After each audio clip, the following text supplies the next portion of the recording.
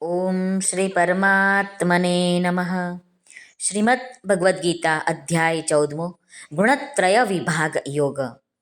આજે આપણે શ્લોક ક્રમાંક 3 વિશે સમજીએ. જેઓ ભગવાનની સધર્મતાને પ્રાપ્ત થઈ જાય છે તેઓ મહાસર્ગમાં પણ ઉત્પન્ન થતા નથી, પરંતુ જે પ્રાણીઓ મહાસર્ગમાં ઉત્પન્ન થાય છે તેમના ઉત્પન્ન થવાની કઈ ક્રિયા છે તેને ભગવાન આજના શ્લોકમાં બતાવે છે. તો ચાલો આપણે શ્લોકના માધ્યમથી અને પછી ગુજરાતી ભાષાંતર અને ટૂંકું વિવેચન આપણે સાધક સંજીવનીના માધ્યમથી રામ સુખદાસજી મહારાજ વર્ણન કરે છે તેના માધ્યમથી આપણે જાણવાનો સમજવાનો પ્રયત્ન કરીએ. આપ સાંભળી રહ્યા છો આપણી યુટ્યુબ ચેનલ ધાર્મિક, એમાં આપ સૌનું હાર્દિક સ્વાગત છે. શ્રી ભગવાન ઉવાચ મમ યોનિર્મહદ્ બ્રહ્મ તસ્મિન ગર્ભં દધામ્યહં સંભવઃ સર્વભૂતાનાં તતો ભવતિ ભારત. શ્રી ભગવાન અર્જુનને કહે છે, હે ભારત, મારી મહદ બ્રહ્મ સ્વરૂપ મૂળ પ્રકૃતિ સકળ ભૂતોની યોની છે, અર્થાત ગર્ભાધાનનો આધાર જે છે, અને હું જે યોનિમાં ચેતન એટલે કે જીવ સમુદાય રૂપી ગર્ભને સ્થાપું છું એ જડ ચેતનના સંયોગમાંથી સકળ ભૂતોનો ઉદ્ભવ થાય છે. ભગવાન કહે છે મમ યોનિર મહદ બ્રહ્મ. અહીં મૂળ પ્રકૃતિ મહદ બ્રહ્મ છે. કેટલાક કારણો હોઈ શકે છે એના. એક તો પરમાત્મા નથી નાના કે નથી મોટા, એના નાનપણ અને મોટાપણાથી રહિત છે. તેઓ સૂક્ષ્મથી પણ અતિ સૂક્ષ્મ અને મહાનથી પણ મહાન છે. પરંતુ સંસારની દ્રષ્ટિએ સૌથી મોટી વસ્તુ જે છે તે મૂળ પ્રકૃતિ છે. એટલે કે સંસારમાં સૌથી મોટું વ્યાપક તત્વ મૂળ પ્રકૃતિ છે. પરમાત્માના સિવાય સંસારમાં તેનાથી વધારે કોઈ વ્યાપક તત્વ નથી. એટલા માટે મૂળ પ્રકૃતિને અહીં મહદ બ્રહ્મ કહેવામાં આવી છે. સર્ગેપી નોપજાયંતે પ્રલયેન વ્યથંતિ ચ. આ પદોમાં આવેલા સર્ગ અને પ્રલય શબ્દોનો અર્થ ક્રમશઃ બ્રહ્માનો દિવસ અને બ્રહ્માની રાત્રિ માની શકાય. આથી તેમનો અર્થ મહાસર્ગ એટલે બ્રહ્માનું પ્રગટ થવું અને મહાપ્રલય એટલે બ્રહ્માનું લીન થવું એ સિદ્ધ કરવાને માટે અહીં મહદ બ્રહ્મ આમ શબ્દ વાપર્યો છે. જીવન મુક્ત મહાપુરુષોનો આ મૂળ પ્રકૃતિથી જ સંબંધ વિચ્છેદ થઈ જાય છે. એટલા માટે તેઓ મહાસર્ગમાં પણ ઉત્પન્ન થતા નથી, ભગવાનના ધામમાં જ રહે છે. અને મહાપ્રલયમાં પણ તે વ્યથિત થતા નથી, ઉદ્વેગ નથી પામતા. આ બધાનું જ ઉત્પત્તિ સ્થાન ભગવાન હોવાથી, પરમાત્મા હોવાથી આ મૂળ પ્રકૃતિને યોનિ કહેવામાં આવી છે. આ જ મૂળ પ્રકૃતિથી અનંત બ્રહ્માંડો ઉત્પન્ન થાય છે અને તેમાં જ લીન થઈ જાય છે. આ મૂળ પ્રકૃતિથી જ સાંસારિક અનંત શક્તિઓ ઉત્પન્ન થાય છે. આ મૂળ પ્રકૃતિને માટે જ ભગવાને મમ એમ પદનો પ્રયોગ કરીને ભગવાન કહે છે કે આ પ્રકૃતિ મારી છે, આથી તેના ઉપર આધિપત્ય પણ મારું જ છે. મારી મરજી વિના આ પ્રકૃતિ પોતાના તરફથી કંઈ પણ નથી કરી શકતી. એ જે કંઈ પણ કરે છે એ બધું જ મારી અધ્યક્ષતામાં જ રહીને કરે છે.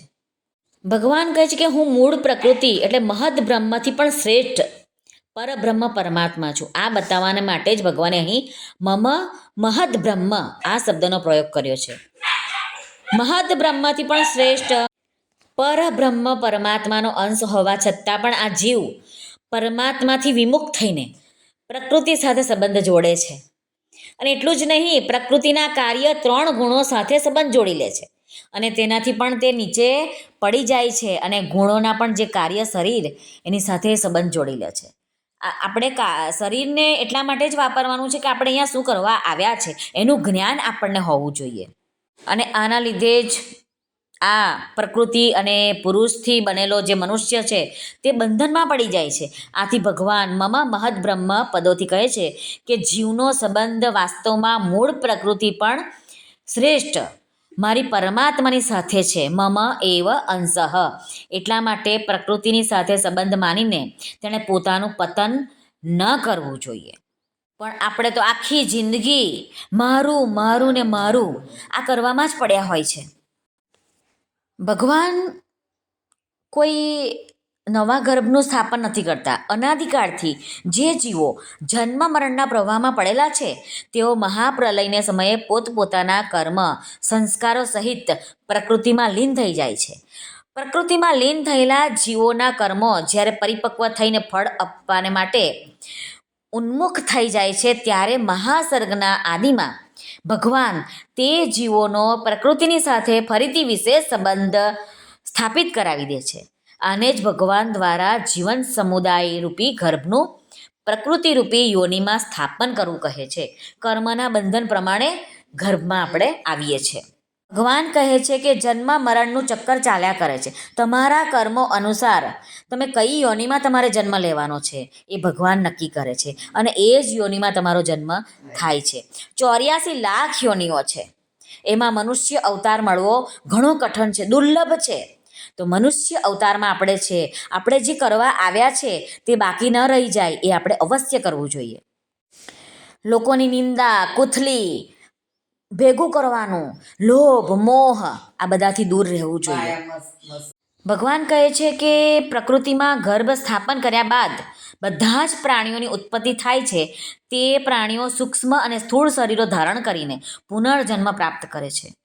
મહાસર્ગના આદિમાં પ્રાણીઓનું આ ઉત્પન્ન થવું એ જ ભગવાનનો વિસર્ગ એટલે ત્યાગ છે. જીવ જ્યાં સુધી મુક્ત નથી થતો ત્યાં સુધી પ્રકૃતિના અંશ કારણ શરીર સાથે તેનો સંબંધ ચાલુ રહે છે અને તે મહાપ્રલયમાં કારણ સહિત પ્રકૃતિમાં લીન થઈ જાય છે. ભગવાનના કહેવાનો અર્થ અહીંયા એ જ છે કે જન્મ મરણમાં પડેલો હોવા છતાં પણ જીવ મારો જ અંશ છે. તેની સધર્મતા એકતા મારી સાથે છે, શરીર સાથે નહીં. પણ આપણે આ દુનિયાવી પદાર્થ સાથે, આ શરીર સાથે આપણે એકતા માની લીધી હોય કે આ શરીર મારું છે. અરે ભઈલા, આ શરીર તારું નથી, આત્મા તારો છે જે અમર રહેવાનું છે. આ શરીર તો મારું મારું કરીને નષ્ટ થઈ જવાનું છે. જ્યારે આપણે મૃત્યુ આપણું થશે ત્યારે આ શરીરને બાળવામાં આવશે. મુસલમાનો હોય તો દાટવામાં આવશે. તો આ શરીર તારું છે તો કેમ રહી ના ગયું? મૃત્યુ પછી તારી સાથે કેમ ના આવ્યું? તો આ કારણ છે કે શરીર આપણું નથી, આત્મા જ આપણો છે. પણ આ જોવાની દિવ્ય દ્રષ્ટિ જો ભગવાનની અનુકંપા હોય, કૃપા હોય તો જ આપણે આવું જોઈ શકીએ છીએ.